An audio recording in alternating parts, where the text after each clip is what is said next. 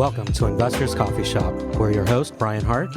Adam Eltarhoni. I have been working in the financial industry for over 18 years. I started in New York City and in 2010 expanded my business to Alexandria, Virginia.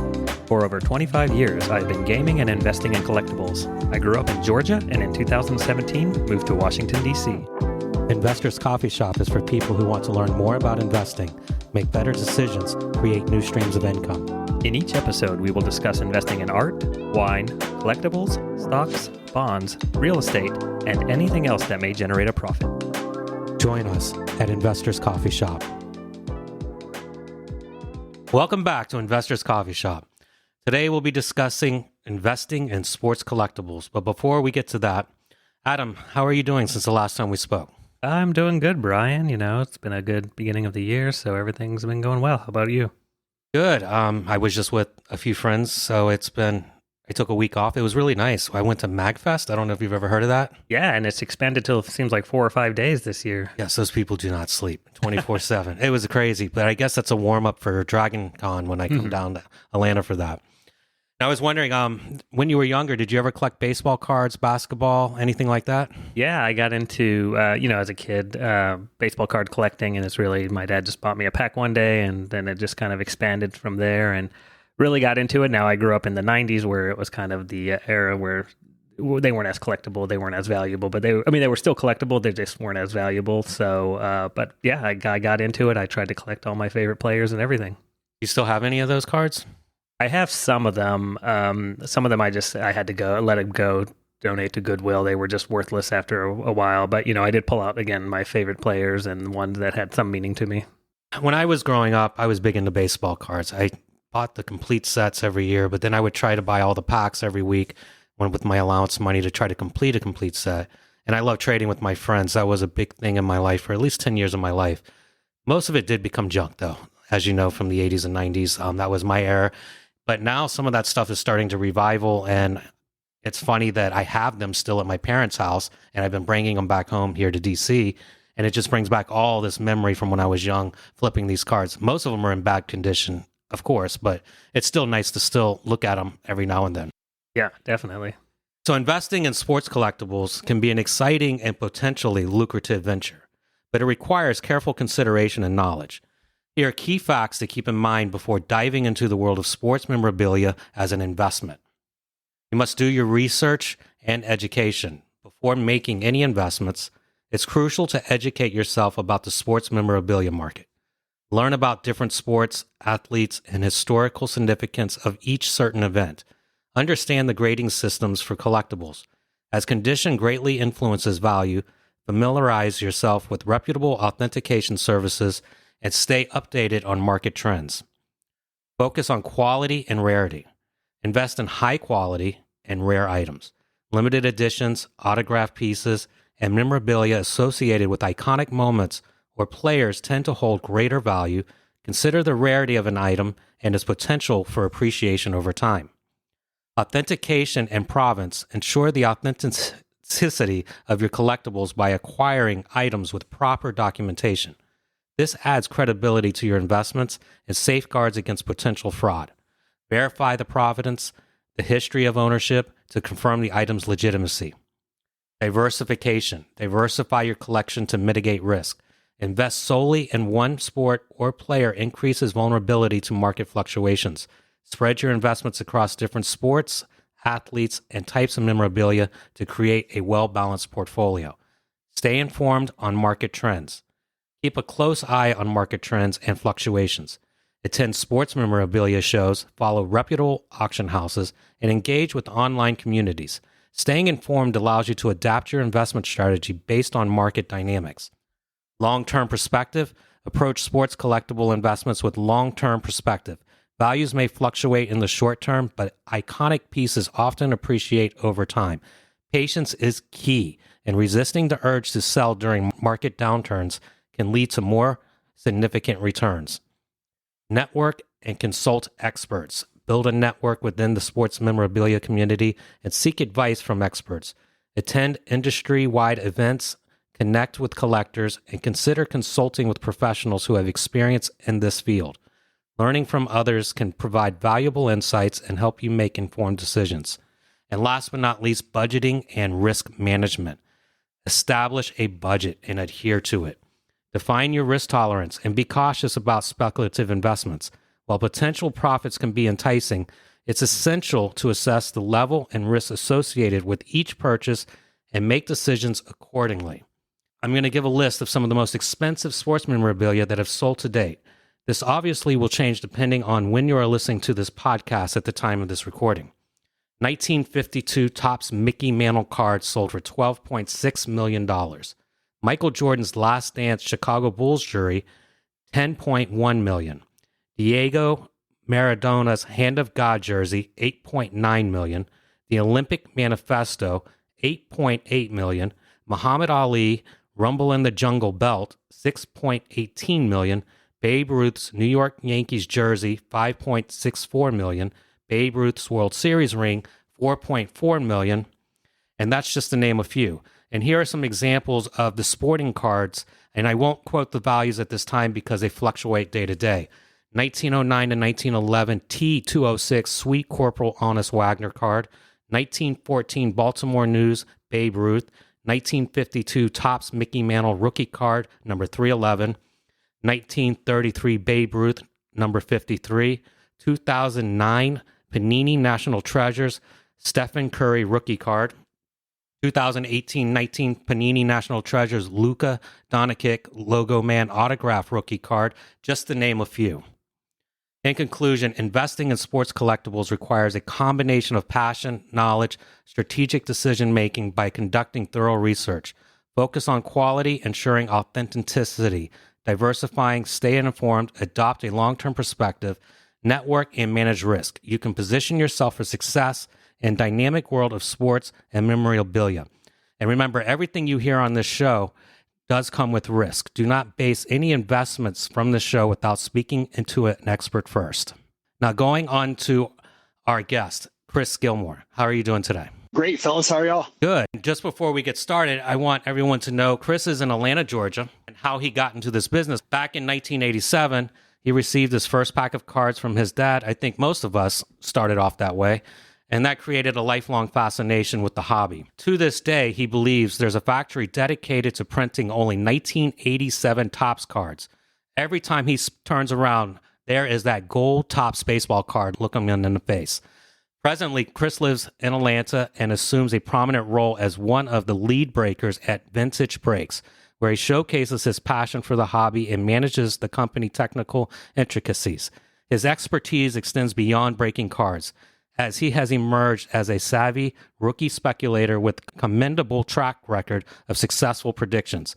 Yet, in an unpredictable collecting world, Chris remains humble, acknowledging the occasional misstep in his speculations. Keep an eye on his endeavors. They promise a mix of astute calls and the occasional unexpected twist. Thank you, Chris, for joining us. And how did you and Adam get to know each other?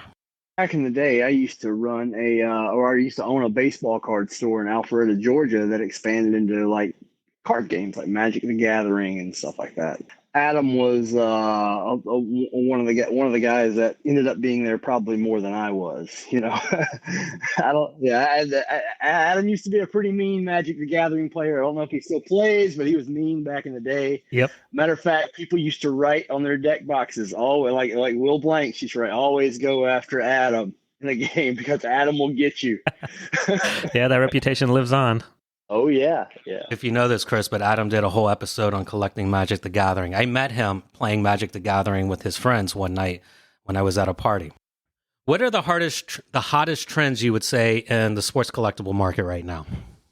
So right now, I would say the hot trend is a particular slab style in a particular era. When I say slab, I mean the case that a graded card in is colloquially called a slab. There's one company that kind of runs that whole show, and that's Pro Sports Authenticators, PSAcard.com. They have tightened their standards. Keep in mind, they'll deny this if you ask them, and they'll say this isn't happening. If you go and buy 10 PSA graded 10 cards from the 80s, Tony Gwynn rookies, Don Mattingly rookies, stuff like that, and try to break them out of their sleeves, and which is going to cost you a lot of money, and resubmit them to PSA, you may get three out of the 10 back in a PSA 10 grade still. The standards are way tougher. As a result, people have realized that there are going to be fewer of these PSA 10s than they realize. Just for reference, just looking at the 1983 Topps Tony Gwynn, there's 28,800 copies graded. 723 have gained that PSA 10. And that looks like a pretty healthy amount for a card that sells for $3,000 in a 10 versus 200 in a 9. But what you don't see there is, of that 723, only about 50 or 60 of them are recent from what I would consider post the tighter standards era. They're clamping down, and it has made other PSA 10s go way up from that era. Chris, and I'm jumping topics here real quick because I wanted to get to this. I think it's very important to talk about grading, and we may come back to this. But as you're discussing that, I don't know if you're aware, in the comic book industry, there's been this situation where if you had a qualified graded card, they would crack that case and send it back in for a reholder and switch the cards out. Has that happened at all in the sporting cards collectible? There are absolutely reholders. PSA only does it with a certain era slab. Like, they will, reholder some old grades, but a lot of them that are too old will actually get regraded, and you don't want a card to get regraded right now. If it's a 10, you want it to stay in that 10 holder. Qualified grades, there could be something that was wrong with the card, and then what they do is they switch the card because they crack it open with one that's qualified with one that's not qualified, or they'll take a card that graded a 10 and find one that was graded a 9.6, switch it, break the case, and tell them to regrade it, and then it comes back graded as a 10. You're talking about fraud, though. If there is a fraud to be committed in sports cards, there is someone out there trying to commit it. They do, however, the sonic seals in the PSAs are a little tough. Through some eras, that was possible. With the cases right now, I don't think it is. I know there was a case, particularly in comic books, with CSG recently where they could do that. I don't remember what they call their comic book arms, to where you could just manipulate the case and it would just pop open. Yes, that's exactly what I was talking about. I was trying to see if that was happening in sports cards because that became big news over the summer, and it was CGC. And CGC's been trying to get into the sports collectibles too. But it had me thinking, this could easily happen with football, basketball cards, maybe. Maybe since comic books are so much bigger, it's easier to crack open a slab and slide things in and out versus a baseball card. Well, it has happened. If it is a valid tactic right now, I'm not aware of it. I haven't seen it happen or heard of it happening for 10 years or so. Some of the older flips were more vulnerable than some of the newer flips. So what do we have in the sports collectibles world for people to collect? You mentioned slabs, I assume memorabilia in the form of footballs or jerseys, things like that. But what are the main types that people are usually looking to collect? Usually it's cards. The industry is card driven just because of the simplicity of the card. There's obviously a huge autograph market for autograph footballs, jerseys, rare pieces. A lot of times the autograph footballs and jerseys and rare pieces are sold alongside in the same auction categories at a Golden Auctions or a Heritage or Gray Flannel. They're sold alongside the cards. There's almost no separation in the industry I'm in between the memorabilia and the cards. The cards are memorabilia, and they'll get sold in the same marketplaces with the same standards. If someone's looking to start collecting, what is their route to go? What's kind of their best path? Well, it really depends on what niche they want to fit into.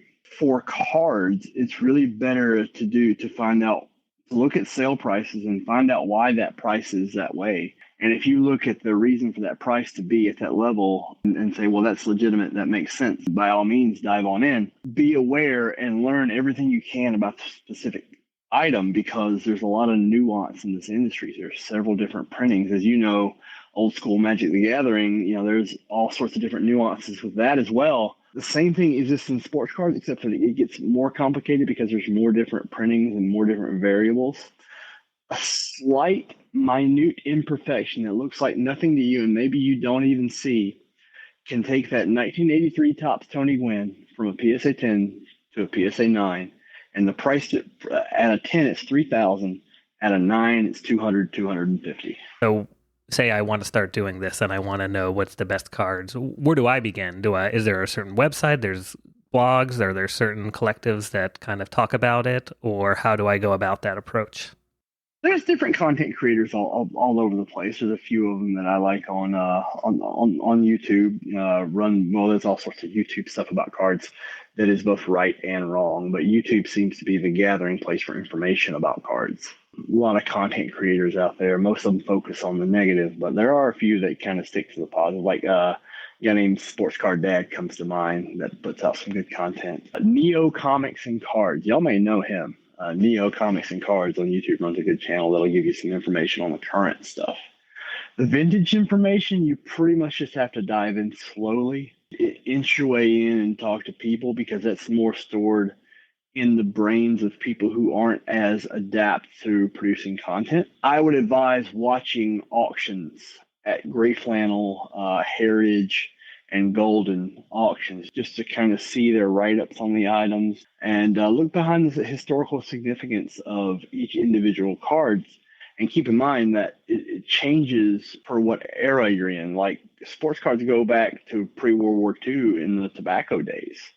Matter of fact, they even go back before the turn of the century. So you may be looking at a piece from 1890, or you may be looking at a piece that came out and released last week. All sorts of different angles of attack here. And would you say investing in sports collectibles for this year, is it on a rise? Or would you say it's starting to slow down? Because I noticed in the end of 2022, early 2023, the comic book market slowed down significantly and other forms of collectibles. But how has the sports collectibles market done since then? The parallels the comic curve, because we're talking about public interest here. Public interest it often goes on the same vectors as any other collectible hobby would. Yes, you're going to see ups and downs. Like Patrick Mahomes is on a run right now because he's going into another Super Bowl. And, if he keeps this up, he's going to enter Tom Brady territory. So, yes, you have that specific thing going on. But the overall pie of people tuned in and people that, for some reason, society has geared them to look for this stuff would be similar from comic books to sports. Just maybe a different consumer, but the same motives. And I was just thinking, with the Super Bowl coming up in the next 2-3 weeks, Taylor Swift, does she have an impact on the collecting? I've seen people going crazy over her. Are people hunting her boyfriend's cards down because of what she's doing and going to all these games and have done so well? Does that affect the price? That's hilarious. Yes. Like Taylor Swift does not have a card yet. She will very soon. I assure you.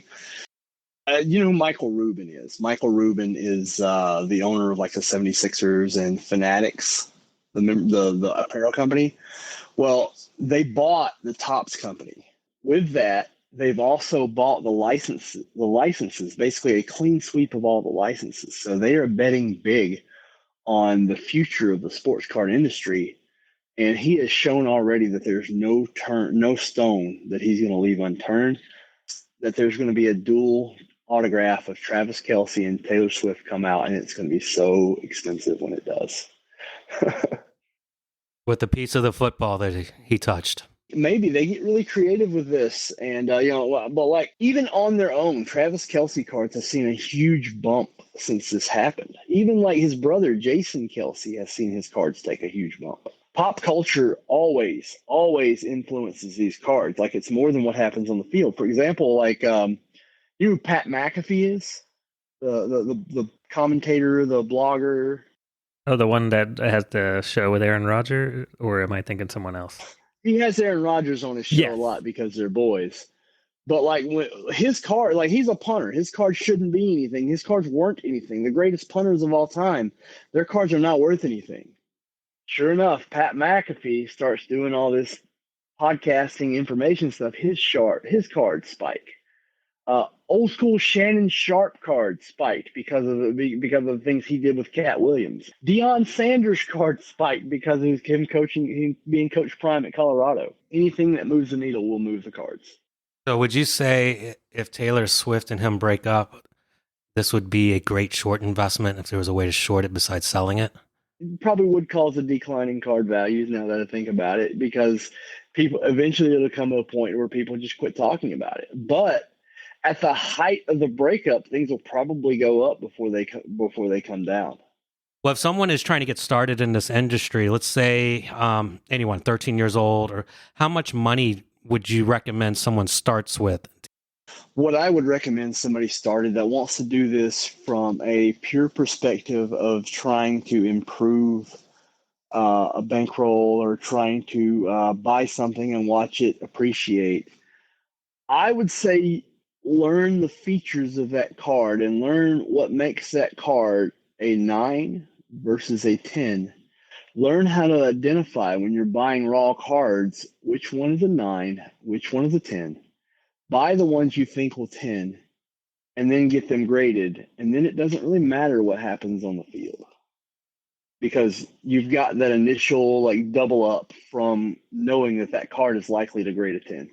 So 9 and 10, is that what people need to go for? And by that, for the audience, again, 10 is the perfect grade, perfect card, 9 slightly below that, obviously. Well, with PSA, it's 10 is called gem mint. It does not mean perfect. There's some discrepancies allowed in the 10, where a 10 is gem mint, a 9 is mint. But there's also this perfect grade that PSA doesn't acknowledge and other companies do, and it's called pristine. SGC Sports Card Guarantee has it. Beckett Collectibles has it. PSA does not. PSA just goes, hey, a 10 is a 10. We're not going to nitpick it to that level. And that's another reason why PSA has most of the market share, because they keep it simpler than the other companies. So say I see one of these, maybe the Steph Curry that Brian mentioned earlier. If it's all beat up, I don't even bother buying it. Is that kind of the implications, or is it still, if I think maybe it's like I'm not going to grade it, but it has some scratches and stuff, is it worth picking up, or is there no market for that really? Yeah, there absolutely is a market for Steph Curry rookie, but then again, it depends on the specific card in that card's specific situation. Every card kind of has its own story. When I say 9 and a 10, I'm more talking about the modern cards that come out and cards from the 80s. With vintage cards and stuff that's pre-World War II, like a 4 would be considered a premium grade. Yeah, so don't discount the beat up cards. They still have value. Absolutely. Every card has its own unique story, and you can find value there in nearly everything. What are the top sports that people are buying cards in? I know, again, we mentioned some soccer cards, of course, baseball, football, but what have you seen as the top investment sports? Well, baseball is the stable king of the industry. Baseball is synonymous with cards. I think those two things are inseparable. Basketball has seen a rise in popularity with the rise of the popularity of the sport. But I don't know if you watch basketball right now. Basketball has gotten a little boring because of the nature of the game. So as that happens, it's not that the cards become not valuable anymore. It's just that the sell-through gets slower, the interest wanes, and some will come down.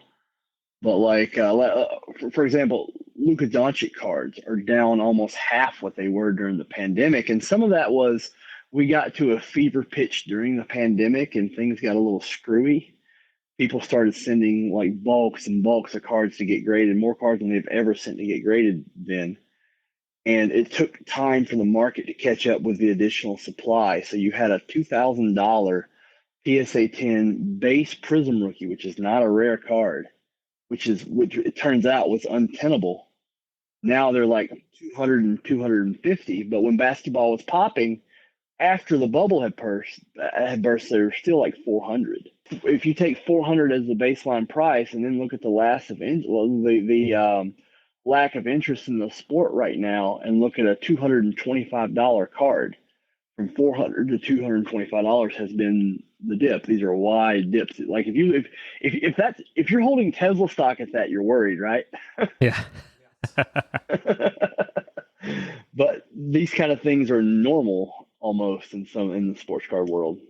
If you are starting to invest and you say you have however much money, or you want to, is it wise just to focus on the sports or the players or if you hear someone in the news and you're like, I'm going to invest in this person's card? You have no role in determining what happens in the sport or with that player.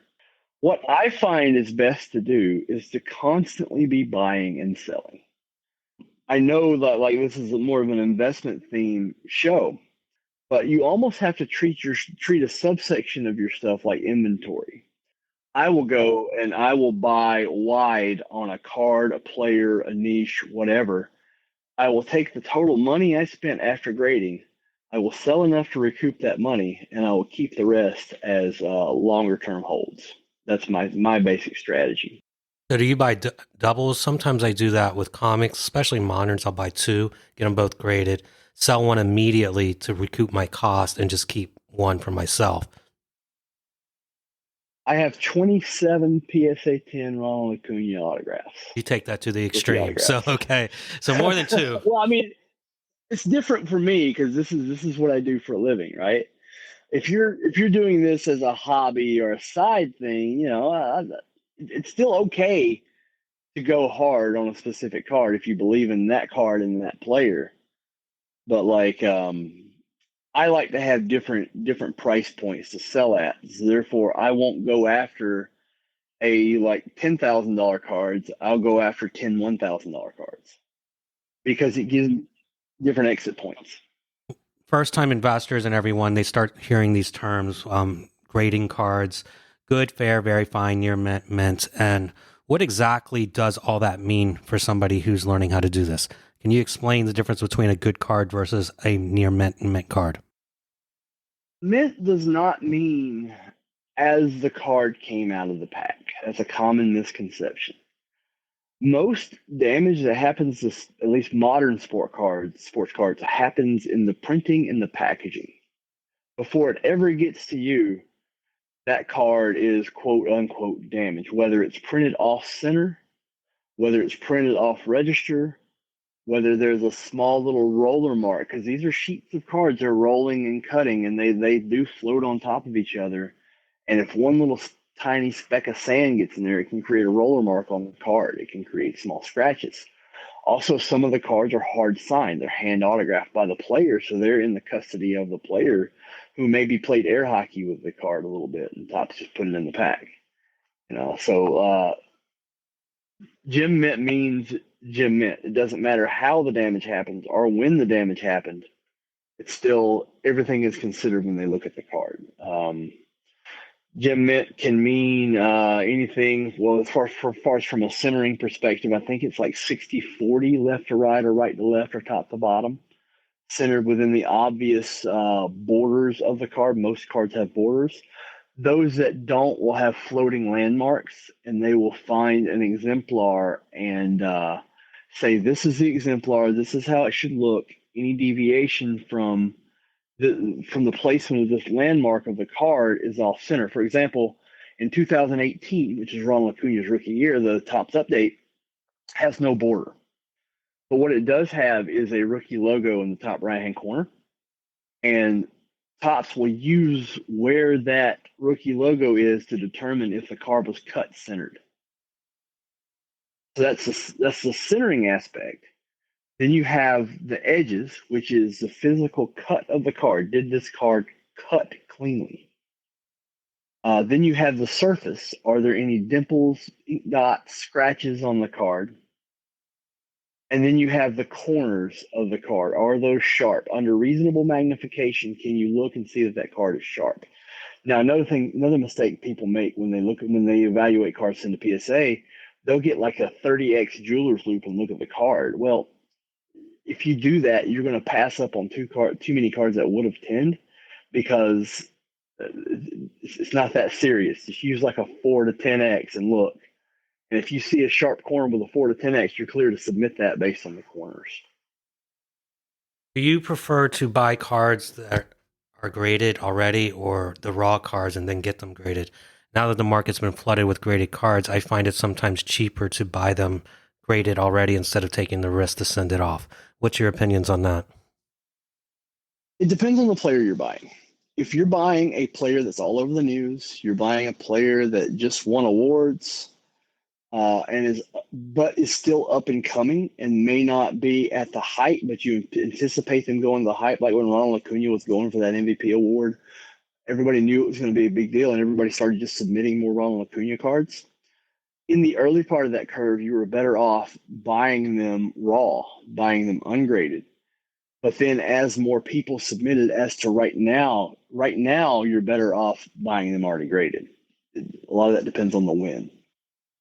What's the average cost in sports collectibles to have something graded?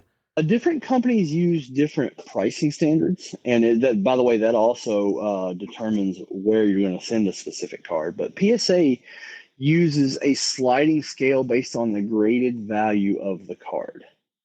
Like regular PSA service, and everybody complains about PSA being slow. They're only slow on the bulk. They're very fast with regular. It takes like 2 weeks, but it's like $64 a card. And I believe right now that has a max limit of like $1,500 per card. As the cards get cheaper, there are slower services that typically run about $17 and take about 2.5 months. But it has a max value of $250 or $499.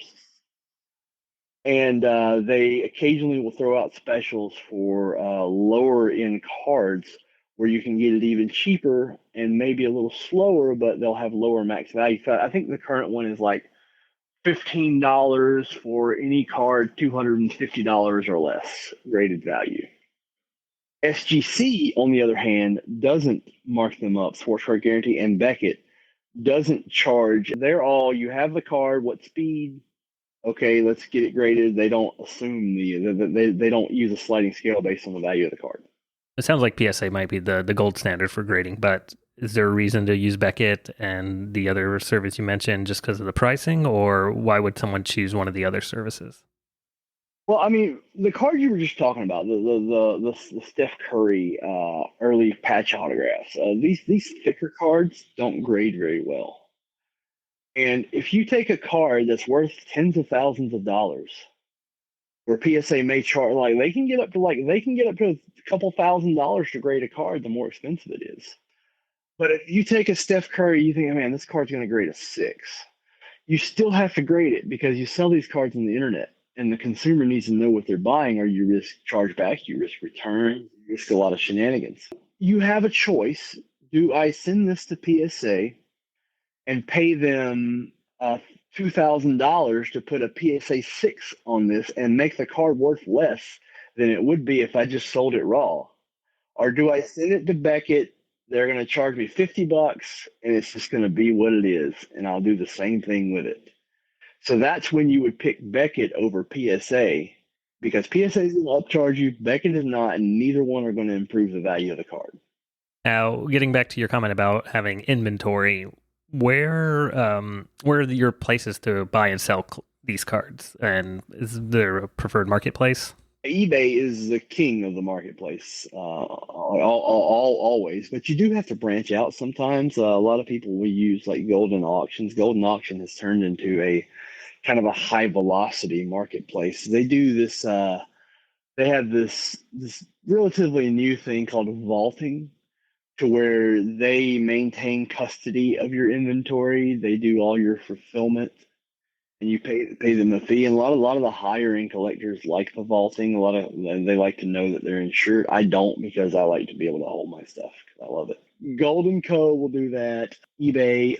There's a lot of little Facebook groups where you can find deals, just people dumping stuff. Just look for any place like Facebook. There's some threads on Twitter that are really good for, X, for buy, sell, and trade. eBay will still be the king, but I definitely expand out to Facebook and Twitter sometimes. And it's interesting to see eBay still the top site for all this. What are the fees usually involved with buying and selling? Right now on eBay, it's about 13%, but here's the kicker. eBay is getting so congested as a seller. In order to get any eyeballs, you have to promote the item. And it's gross. Promoting runs like another, because it can get up to 26%. What a lot of people do, they go, man, if I put this on my account, it's not going to do so well, because who am I? I'm a nobody. I don't do anything. I don't have any followers on my account. So they'll go to consigners like DC Sports 87, who has this big, massive eBay account with a big mailing list and a lot of followers, and they will use that to promote the card on eBay to add value to the way they're listing it on eBay. So a lot of people do that versus selling it themselves. I personally sell my stuff myself and fight through it. I don't often pay for the promotions, but I have, depending on the situation. What about hopping into conventions? Is there a big buy selling marketplace there? I know you've visited many conventions, so what's the usual process there? Or what are people looking for? Few good ones that come to mind. We just had a show called Culture Collision in Atlanta, which is kind of like sports card comic books and sneakers, but it's like 90% sports cards. It's a 3-day show, and there's cash constantly changing hands at a show like that. There's the show in Philadelphia that goes on twice a year. There's a show in White Plains, New York, called the East Coast National, which happens once a year. Dallas, Texas has a huge show like every quarter. And of course, you have the National Collector Sports Card Convention, which is the Super Bowl of all sports card shows. It's a week long. This year it's in Cleveland. There are going to be hundreds, maybe even thousands of dealers set up at this show. You can literally find, no, it's at the IX Center, the old airport hangar in Cleveland. It's most of the time it's in Rosemont, just outside of Chicago at the Donald Stevens Center. This year it's back in Cleveland, and a lot of people don't like the Cleveland show because IX Center is miles away from any hotel. There's no like walking scene there. But that show will have thousands of dealers, and literally if it exists in the industry, it's going to be in that room. All the big dogs set up there. Golden sets up. Heritage sets up. All the grading companies set up. You can get on-site grading at these shows. You can find any sealed product, any single card you're thinking of, in any variation you're thinking of. If you're looking for a run of 1983 Topps Tony Gwynns from PSA 6, 7, 8, 9, 10, you can get it probably at one table there. That's how crazy it is. Yeah. And it's open to general public, like I can go buy a pass and go buy my cards there? Yeah, absolutely. Absolutely. Most of these shows are just happy to have you. Some of them charge an entry fee like the National. Some of them don't. It really depends on your local scene. The way you can determine the state of your local scene is just look it up, find a local card shop. Just like FCB was back in the day, Adam, there's a local card shop with a proprietor that'd be happy to help you. Vintage breaks, and I've seen this, and this is popular and in the age of streaming and whatnot, and those other companies that are doing something like this. Is this a good way to get into investing? First of all, I guess break down what Vintage Breaks does, and then let us know if that's like a good entry level, or what's the process for someone who would like to get more invested into owning cards like that. VintageBreaks.com we do focus on vintage. We do have some modern. What we do primarily, we are the world leader in set breaks. At any given time, we have 20 to 30 different classic Topps sets up from the 50s, 60s, 70s, some even further. We did a 1933 Gaudi run a few months back. That was that, and then if you know that set has 4 different Babe Ruths in it. But we got a lot of attention. But essentially, what we do is you go to our website, VintageBreaks.com, you buy one spot or however many spots you want. But if you only want to buy one, you can buy just one. And your name goes on a list and gets randomized with everyone else that bought into it. Spot number 1 gets card number 1 in the set, so forth and so on. You could get a common graded card from the set, or you could get the big $15,000 Babe Ruth. Just the way it goes. So there is an element of randomization there that if I'm investing, maybe I don't like. But on the other hand, the set breaks are a lot of fun. And they can work out for you, but they can also not work out. So maybe not for the entry-level investor per se, but maybe someone more experienced that wants to have a little more fun in their investing. I don't see breaking as a thing you would do and put an investing label on it.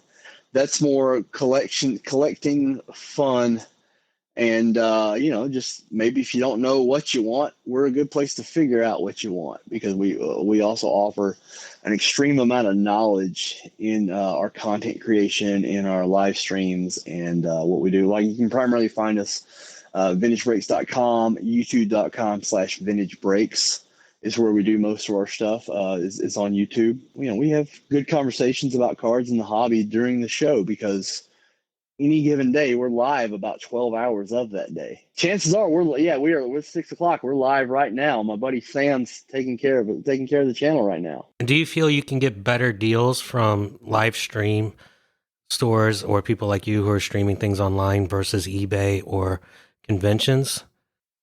Generally, no. I think you can get the better deals from buying the card you want. However, if you don't know the card you want, then that's where we come in. It's generally going to be cheaper to buy the cards unless something crazy happens. Like in 2000, I think it's 2017, the event that kind of started Vintage Breaks was we were in, and we call it the pack herd around the world.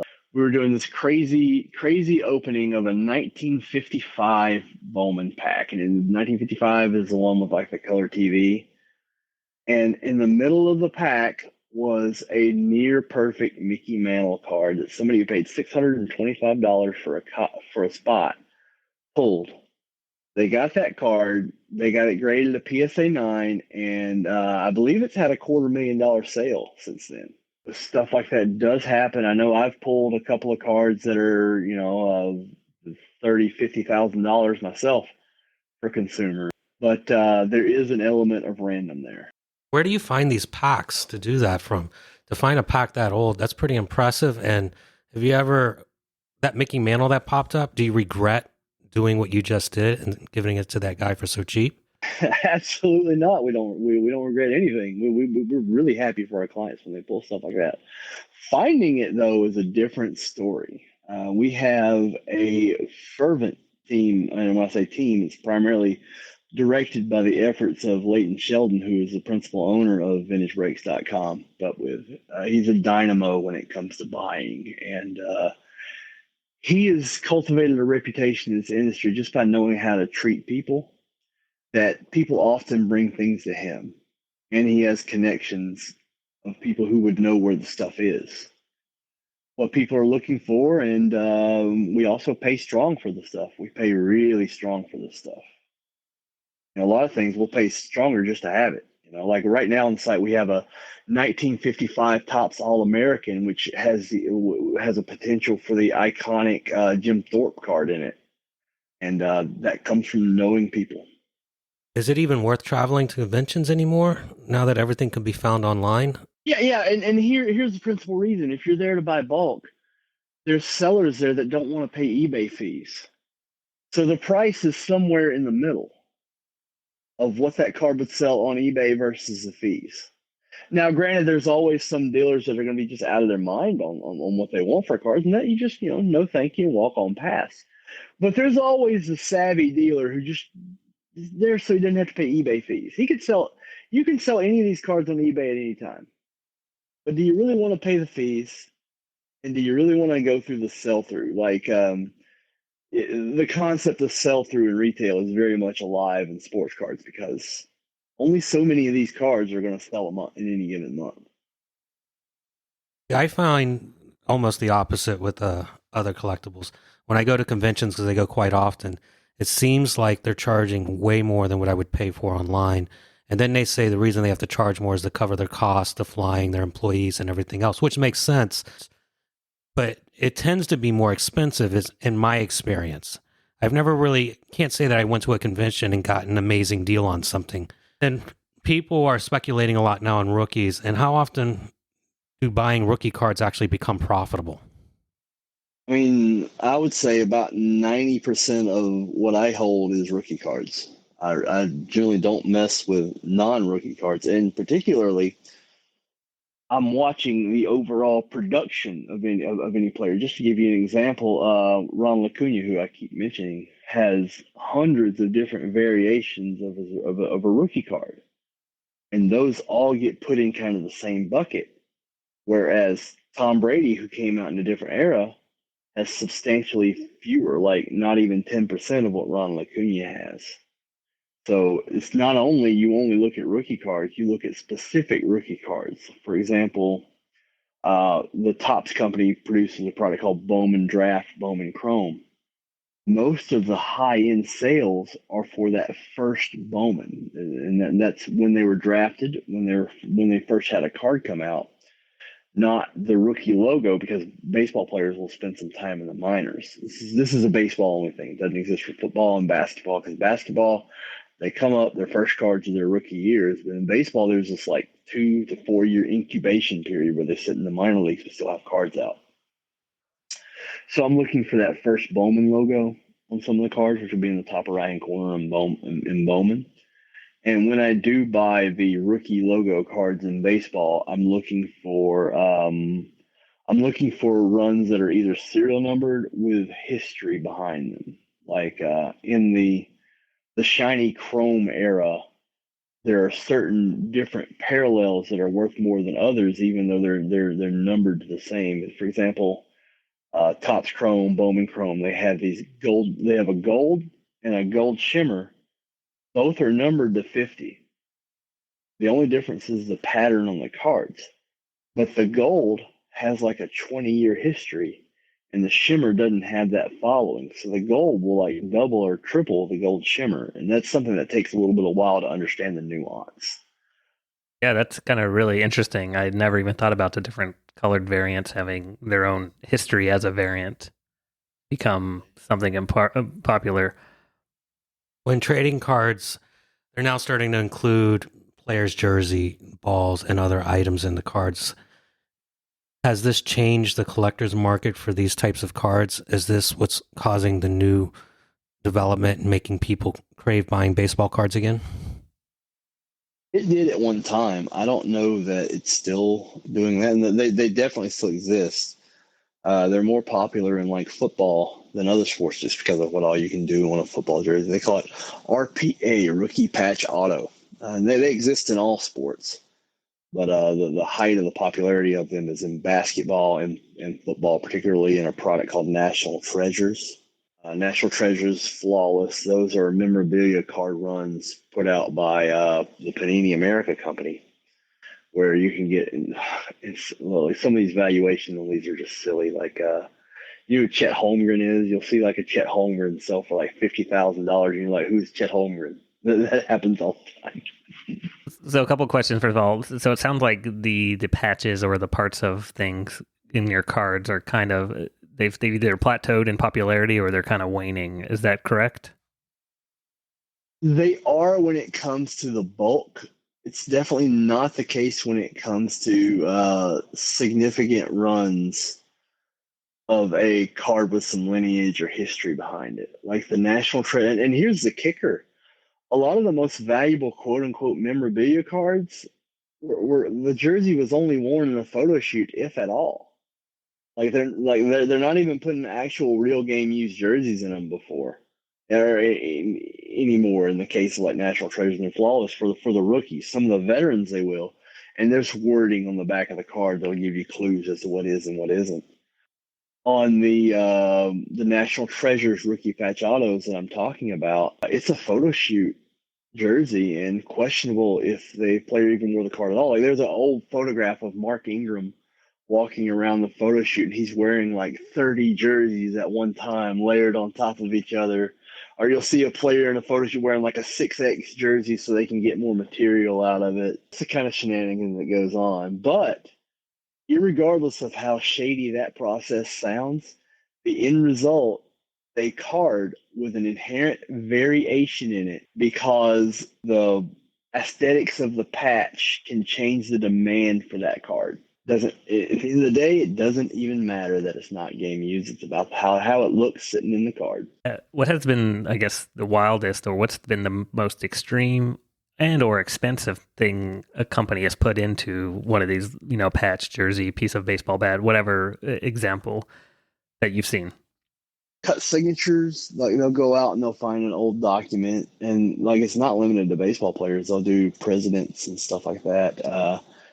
The coolest recent one I saw is a dual autograph by the Topps company put out in a product called Definitive, which has a cut signature of Babe Ruth with a current signature hard signed on the card of Shohei Ohtani. The card got me. Actually, my buddy at Filth Bomb hit it, and I'm like, I haven't let him live it down. He hit it for one of his clients. That was cool. This past baseball season, Major League Baseball, in conjunction with Fanatics, started putting in the unique jersey that the players wore their first game.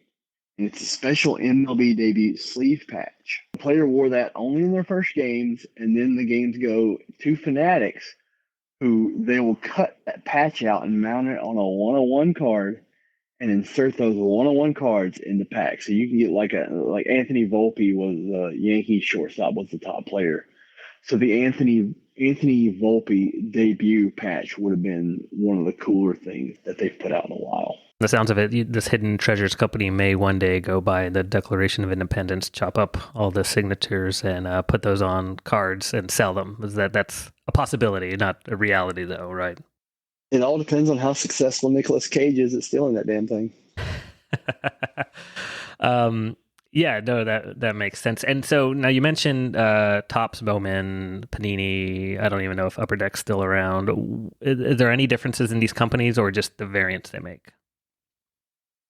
Well, Topps and Bowman were the same company. Topps bought the Bowman brand a long time ago, and in '89 started re-releasing them.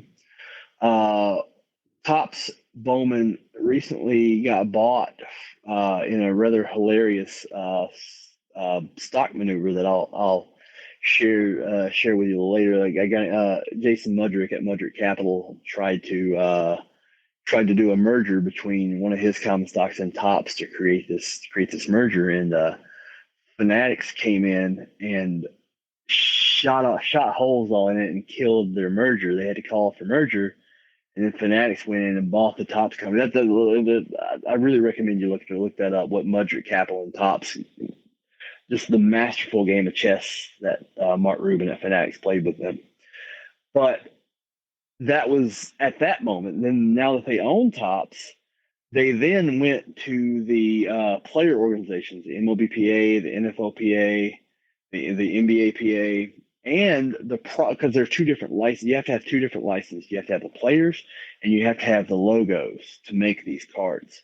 And they went to the properties and said, "Hey, we not only will we sign the most lucrative deal you've ever had for trading cards, we will give you a seat at the table and ownership into these companies that make these products." And unanimously, all the organizations flipped over to Fanatics, and that takes place like 2025. Fanatics is going to be the only licensed producer of sports cards and memorabilia from the major league sports cards from the major leagues. Right now, it is kind of like a two-headed race between the Topps company and Bowman, and the Panini America Corporation that makes Panini, Donruss, all that.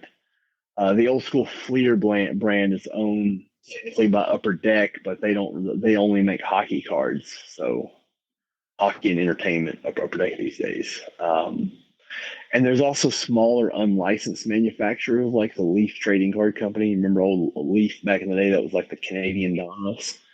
So that's its own separate brand that does like airbrush jerseys with the logos out, but with beautiful cards. Leaf really makes some beautiful stuff, but because it's unlicensed, it doesn't sell for what the Topps does in baseball or what the Panini does in football or basketball. And popular items that people are collecting are signed baseballs, footballs, soccer balls.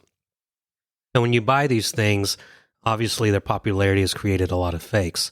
So how do you prevent yourself from being fooled into buying a fake signed memorabilia? Other than knowing the nuances of the signature, and that gets really risky if you're going to trust your own eye, you really just have to trust the eye of experts. There are a few certifications that have a good track record of being correct. There are a few other certifications that are hey, there's two different kinds of certifications. Hey, we've analyzed the signature. We believe this to be real. And then there's, hey, we saw this signed. We know it's real. Upper Deck Authenticated is more the no, we know this real, we saw this was real, we're logging this in our database. PSA, the company that grades cards, also has a similar program to where they will both do the witnessing, say, hey, we saw this, we were at this show when this athlete signed. We were sitting there watching the pin go to the item, we cataloged it, we databased it, we photographed it. Here's the provenance behind it. But there's always stuff that came out before that. Like none of the stuff exists for like a Pele autograph. With that, you have to go with, I don't want to say forensics because it's not forensics. It's not science. It's an opinion based on the facts on the table. Calling it science is kind of selling science a little short. They will issue an expert opinion based on the writing style, the slant, the look, the era, the materials, that this item is genuine. And that's, I think Steve Grad is one of the leading experts. He's the guy you see on Pawn Stars who Rick will bring in to authenticate. His name's Steve Grad. He works for Beckett Authentication, old school Beckett magazine. Everybody knew Beckett magazine back in the day. They run a service. PSA runs a service. James Spence, JSA, also runs a service. Of course, you have the Fanatic service. You really just have to learn what those certification programs look like to be able to determine what's authentic. And where it gets tricky is there's a lot of old school authenticated items out there that were done by companies like GIA Global. And in the beginning, GIA had good provenance with their stuff, but over time, as people cycled in and out of the company, they kind of lost control over their certification, and a lot of fakes got out there. So the GIA, it really depends on what era. There are other old companies like Scoreboard, which absolutely no, stay away from. You almost have to do as much research into the certification as you do the player's autograph tendencies. And then, as far as sports go in the collectible industry, which one's the most profitable? Would you say baseball, football? What is known to generate the highest income, and which sports seem to be the least valuable? Well, baseball and football has the most demand, but like really, when you say value, like Tiger Woods at his peak in golf was as high as anybody. Tom Brady in his peak as high as anybody. You can find quote unquote expensive, quote unquote profitable stuff in any sport, even like Formula One. Max Verstappen is killing it right now, and his cards and memorabilia also reflect that. It's Formula One drivers. There's something there with all of it. And growing up, it was quite popular that you'd go to Walmart or Target or your local sports store to buy the whole set versus individual cards, so that way you were guaranteed to get whatever card you were looking for. Is that still as popular today? It exists. Complete sets are pretty much what a grandma buys her kid for Christmas these days. And what you got to remember, the cards they're putting in these sets are the most mass-produced sets of the era. Of any given year, the most common card of any player is the card that goes in those sets. So with all the different formats, and they call this flagship tops. It's called flagship because it is the base run. It's not an insert. It's not a premium set. It's not an autograph set. It is the flagship. And the number of cards that exist of any given player in any given flagship year, we're getting up into the millions of cards per. Like Vladimir Guerrero Jr. probably has 1 million flagship cards out there. Oh, I own the complete set of tops, 1984, 85, 86, 87, 89, all the way up to 2000. They are still trading at the same value of what I bought them back then, and they're still in the plastic wrap. Do I have any hope? So here's what I would do with those, and this is something I do. I actually break them out of that plastic wrap, and I go and I look at the key rookie cards. I evaluate them. I see if I got anything that can be improved by grading, because a PSA 9, and just looking at numbers, and this is the one I pulled up for the show to have in front of me, of the 28,843 cards that are submitted to the 83 Topps Tony Gwynn. Let me do some quick napkin math here. It looks like about 21,000 of them met an 8, a 9, or a 10. So that means of all these cards, you have a high chance of submitting that card to PSA and getting an 8, 9, or a 10, and that instantly improves the value versus the set of that card, particularly with the 83 Topps Tony Gwynn. What years did you say? 83 all the way up to 2000. So I have all the 90s and most of the 80s covered. And it's the tops. They were all tops. That's the only thing I bought. And then the one upper deck with Ken Griffey Jr. that was famous for that scandal. I have that full set also, but that's not worth much anymore either. It can be a 10, but it's really hard to get a 10. There's a lot of moving parts in that card. But particularly 83 Topps. 83 Topps, you're looking at the Ryan Sandberg, you're looking at the Wade Boggs, and the Tony Gwynn. So pull them out, look at the condition. You're not going to lose much by breaking the seal. Pull them out, look at the condition, and see if you can get them in a flip. See if you can PSA those bad boys. That's what I would do. Beginning investors, do you recommend going with singles they know, or just buying boxes and either opening them or holding on to them? It's always cheaper to buy the card. Mm. Always cheaper to buy the card. But having said that, if you're buying the cards, you're never gonna stumble upon a spectacular $100,000 card, which does happen in sports cards. Yeah, So it's a catch-22. Like I'll be honest, like I consider myself a full-time dealer and retailer of sports cards. I hit up that Target aisle all the time. I love it. It's fun. So it's fun with some upside. Although the better cards are going to be at your hobby shop, not at Target. Target is like a lead in to the hobby shop, in my opinion. yeah, that makes sense.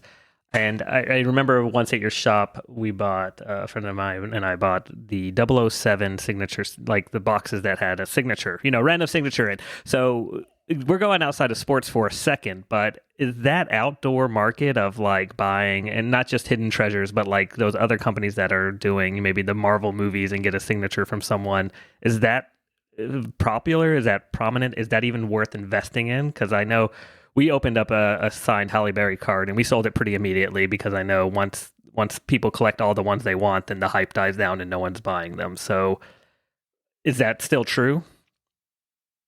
I think I remember you guys opening that 007 box. It was a Rittenhouse Archives. Yeah. Mm-hmm. Yep. So it does happen, and they're like Topps holds the Star Wars license, so you can have it in Star Wars. You can get like a autograph of one of the more popular Star Wars characters. But the Leaf Company makes autographed products of celebrities. Like they have this Pop Century product where they just throw in anyone from Britney Spears to any actor you would see. Is that a good investment, or are those kind of more fickle on like, I'd rather have 27 Ryan Acuna rookie cards or signature cards besides one Halle Berry autographed card? Me personally, I'd rather have the sports star. Halle Berry's generally never going to tear an ACL, so there's that element. The popular term, it's all anything that's collectible is investable. But was based on gaming cards, and the saying was that Charizard can't tear an ACL. And Charizard still holds value no matter what. Right, that Black Lotus ain't going nowhere. That's a good point. Yep. Yeah, so there's just different strategies with it all, and it's Rittenhouse. I believe it was Rittenhouse made a Stargate SG-1 series back in the day. It's a little known sci-fi series. Well, but there was an actor in there named Ronan. Character was Ronan Dex, who was played by Jason Momoa. Fast forward 15 years, and Jason Momoa's Aquaman and Game of Thrones and blew up. Those autographs definitely appreciated. Maybe it's actors whose stories aren't fully told yet. Maybe that does happen. Oh, that's a good point. Yeah, I like that. And that gives me some solace if I open up one of these and I get like a signature from some nobody from a Star Wars movie. Just hold on to it, because maybe there'll be a somebody. Yeah, actually, there is an actor I collect stuff of. It's Anson Mount, who currently plays Pike, not because I'm a Star Trek fan, but I love the show Hell on Wheels. I buy all the Cullen Bohannon autographs I can find, Anson Mount. And there's a musician. I have a collection of Jason Isbell in the 400 unit. I have a lot of his cards. But I'm collecting those, not speculating. But what investments would you consider spec plays versus the blue chip plays? And just give us a few examples, because I know we're starting to run out of time. Speculative play, and here's a strategy I like to do. I like to look at players that had something bad happen. and I look to see how they responded to that that bad thing that happened. And particularly in baseball, I like to look at the period of time where they were performing at their peak and go, well, what happens when you remove the bad? Do they perform at that peak for a season? An example of that where I currently got it right was a guy who was the number 1 overall draft pick in 2017. His name's Royce Lewis. I looked at what was going on with Royce Lewis. Royce Lewis tore his ACL twice before he ever got to the big leagues. So as a result, it took him until 2023 to get significant major league playing time. When he's healthy, the guy is a spark plug. The guy's unbelievable when he's healthy. I think these stats are going to level out. So I went in, I bought heavy on him. I bet on his health. I said, hey, eventually this knee's going to be fine. And it turns out I was right, and I got like a 4 or 5X on that buy. That's something that did happen. One thing that I'm betting on happening this year, and I'm done buying so I can say it, the Boston Red Sox have a first baseman named Tristan Casas, and his wrist was bothering him through the first half of the season. And he had like, I don't know if you guys follow it. I'm pretty sure you don't follow advanced stats in baseball. But he had like a 724 OPS first half on base plus slugging for the first half of the season. Second half of the season, though, that wrist got better, and he had like a 930 for the rest of the season. And if you look at that at the stat line at the end of the year, it doesn't look impressive. But what if that wrist was healthy for the whole season? So that's my play going into 2024. I'm betting that Tristan Casas' wrist is going to be fine. And then should you buy insurance on your collectibles that you acquire throughout the years? And if you should, what insurance companies cover this? Well, I mean, insurance companies typically, historically, have had problems evaluating collectibles. They look at what you paid for it, not what it's worth. There's a Collectibles Insurance Company of America out there. I don't. I use a State Farm small business policy because I have my stuff treated as inventory. If something catastrophic happens, that may not be the best play, but I think it levels out over time because the collectibles insurance is expensive. I just have mine done through State Farm and a small business policy. And then last question, what is your favorite piece in your personal collection? My personal collection is really weird, really weird. My favorite piece is it is not Dale Murphy's rookie. My favorite player of all time is Dale Murphy. Being from Atlanta, being from the South. I'm actually from Alabama, but if you're from Alabama, no one, like, we don't have pro sports in Alabama. So Dale Murphy is the guy. His rookie card has 4 players on it, and I think it's ugly. However, his 79 is a really good classic throwback jersey, Dale Murphy hitting a baseball. It's only worth about $1,200. But my favorite card I have is a 1979 Topps Dale Murphy in what I determine to be perfect condition. It's in a PSA 10 holder, but I think for a 10, it's a 10 of 10s, if that makes any sense, in my opinion. So that's my favorite card. Also, I have some stuff with Tua Tagovailoa, the current Dolphins quarterback in Alabama, standing out because I'm a big Alabama fan too. So those are my favorite things. Well, I would like to thank Chris Gilmore for speaking with us today. What is the best way for people to reach out to you and learn more about your businesses? Well, vintagebreaks.com, youtube.com/vintagebreaks. Just hit us up in the chat. If I'm live, my phone number is going to be live at the top, and you can text me. And if you have any questions that we did not get to, please list them in the comments section, and you can email us at investorscoffeeshop.com.